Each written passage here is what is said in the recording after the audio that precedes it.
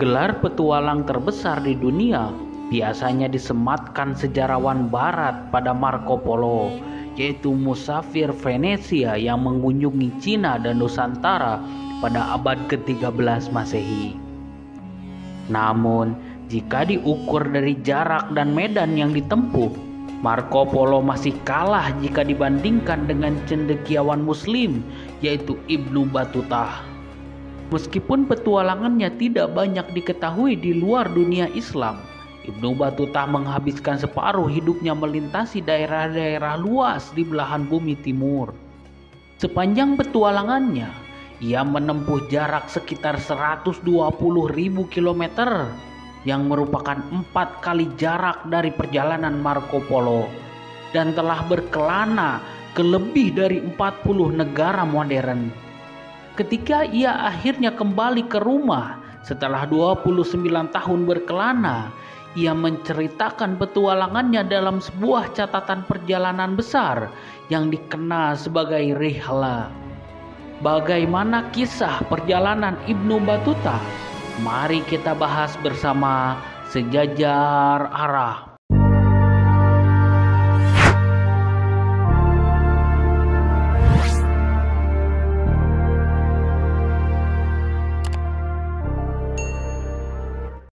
Muhammad ibnu Abdullah ibnu Battuta lahir di Tangier, Maroko pada tanggal 25 Februari tahun 1304 Masehi.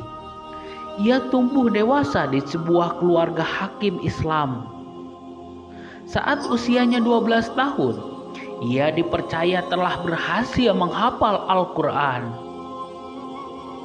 Pada tahun 1325 Masehi, saat usianya menginjak 21 tahun, ia meninggalkan tanah airnya untuk pergi ke Timur Tengah. Ia bermaksud untuk menunaikan ibadah haji, tetapi ia juga ingin belajar hukum Islam sepanjang perjalanannya. Saat mengawali perjalanannya, Ibnu Battuta berangkat seorang diri. Tidak ada musafir lain yang menyertainya di awal perjalanannya. Ia hanya mengandalkan tekad untuk mengunjungi tempat-tempat suci terkenal. Ibnu Battuta memulai perjalanannya dengan mengendarai seekor keledai.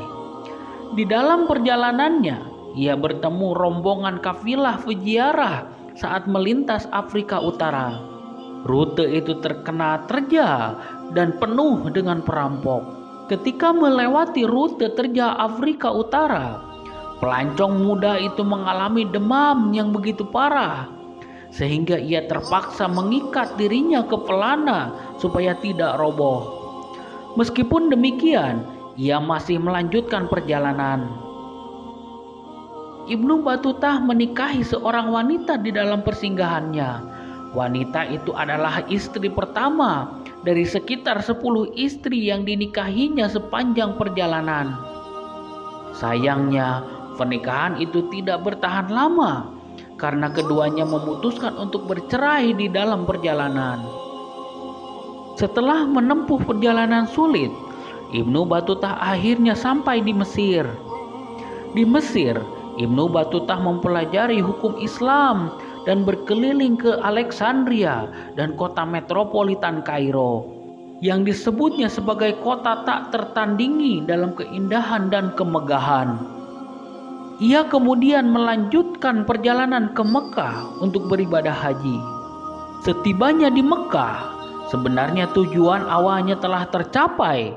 Akan tetapi setelah menyelesaikan ziarahnya, ia memutuskan untuk terus berkeliling dunia. Ibnu Battuta mengaku termotivasi oleh mimpinya, di mana seekor burung besar pergi membawanya ke arah timur dan meninggalkannya di sana. Seorang pria suci yang menafsirkan mimpi tersebut mengatakan bahwa Ibnu Battuta akan pergi berkeliling bumi. Ibnu Battuta kemudian bermaksud untuk mewujudkan ramalan tersebut. Dari Mekah, Ibnu Battuta memulai perjalanannya mengelilingi dataran Persia dan Irak sebelum akhirnya kembali ke kota itu untuk melanjutkan perjalanan melintasi Yaman hingga tanduk Afrika atau semenanjung Afrika Timur yang menonjol ke arah Laut Arabia. Dari tanduk Afrika, ia lalu mengunjungi kota Somalia, Mogadishu, sebelum ke bawah Khatulistiwa untuk menjelajahi pantai Kenya dan Tanzania. Setelah meninggalkan Afrika, Ibnu Battuta merencanakan sebuah perjalanan ke India, di mana ia berharap bisa mendapatkan pekerjaan sebagai seorang kadi atau hakim Islam. Dalam perjalanannya ke India, ia mengikuti rute yang berliku ke timur. Pertama memotong melalui Mesir dan Suriah sebelum berlayar ke Turki.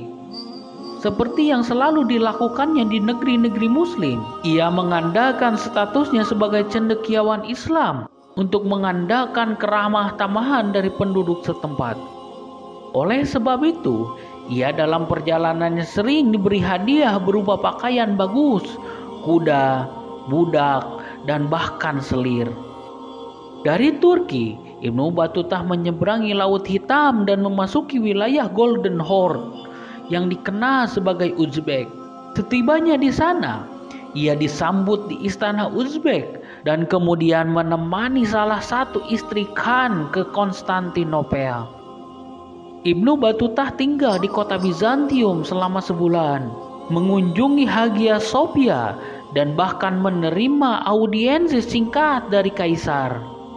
Karena tidak pernah pergi ke kota besar non-muslim, ia tercengang oleh koleksi gereja-gereja Kristen yang tak terhitung banyaknya di dalam temboknya. Ibnu Battuta selanjutnya melakukan perjalanan ke timur melintas padang rumput Eurasia sebelum memasuki India melalui Afghanistan dan pegunungan Hindu Kush. Sesampainya di kota Delhi pada tahun 1334 Masehi, ia memperoleh pekerjaan sebagai seorang hakim di bawah Muhammad Taghluk, yaitu seorang sultan Islam yang kuat di Gujarat. Ibnu Battuta menekuni pekerjaan ini selama beberapa tahun dan bahkan menikah dan memiliki anak-anak. Akan tetapi, kiprahnya harus terhenti akibat hubungannya yang kurang harmonis dengan penguasa dan ketakutannya terhadap sultan yang tidak segan menyingkirkan orang yang tidak disukainya. Pada tahun 1341, Sultan mengutus Battuta ke istana Mongolia di Cina. Kesempatan itu digunakan Battuta untuk melarikan diri dari Sultan Tughluk. Pada tahun 1344, ia tiba di pelabuhan Tiongkok yang ramai di Guangzhou. Ia mendeskripsikan pelabuhan itu sebagai salah satu pelabuhan terbesar, namun dipenuhi oleh sampah. Meskipun demikian, Battuta menggambarkan Mongolia Cina sebagai negara teraman dan terbaik bagi pelancong, serta memuji keindahan alamnya. Tetapi ia juga menyebut penduduknya sebagai orang-orang kafir. Tertekan oleh kebiasaan orang asing yang bertentangan dengan ajaran Islam, Ibnu Battuta akhirnya hanya terpaku dengan komunitas Muslim di negara itu. Akibatnya, catatan di negara ini pun samar-samar. Hanya saja ia menyebut kota Hangzhou sebagai kota terbesar yang pernah saya lihat di muka bumi. Sampai sekarang, para sejarawan masih berdebat seberapa jauh ia pergi, tetapi ia mengaku berkelana ke utara hingga Beijing dan menyeberangi Kanal Agung yang terkenal. Tiongkok menandai awal dari akhir perjalanan Ibnu Battuta. Setelah mencapai tepi dunia, ia akhirnya berbalik dan pulang ke Maroko. Dalam perjalanan pulang, kapalnya diserang bajak laut dekat Pulau Sumatera. Hingga akhirnya ia singgah di kota Perlak, Sumatera pada tahun 1345 sampai tahun 1346 Masehi. Pada saat itu, kota Perlak dikuasai Malik Zahir, yaitu Sultan Samudra Pasai. Ia mendeskripsikan Sultan Malik sebagai sultan yang sederhana, di mana ia selalu berjalan kaki ketika menunaikan sholat Jumat ke masjid. Ia juga mengatakan bahwa kerajaan Samudra Pasai lebih condong sebagai kerajaan Sunni dibanding kerajaan Syiah. Dari Sumatera, Ibnu Battuta melanjutkan perjalanan pulangnya. Ia melewati jalur India, Laut Mediterania, Afrika Utara, dan Sahara hingga akhirnya tiba kembali di Tangier, Maroko pada tahun 1349 Masehi. Setibanya di kampung halaman, kedua orang tua Ibnu Battuta telah meninggal. Jadi, ia hanya tinggal sebentar sebelum melakukan perjalanan ke Spanyol. Ia kemudian memulai perjalanan bertahun-tahun melintasi Sahara ke Kekaisaran Mali untuk mengunjungi Timbuktu. Selama petualangannya, Ibnu Battuta tidak pernah menulis catatan petualangannya. Akan tetapi, ketika ia kembali ke Maroko pada tahun 1354, Sultan negara itu memerintahkannya untuk menyusun catatan perjalanan. Ia kemudian menghabiskan tahun berikutnya untuk mendiktekan ceritanya kepada seorang penulis bernama Ibnu Juzai.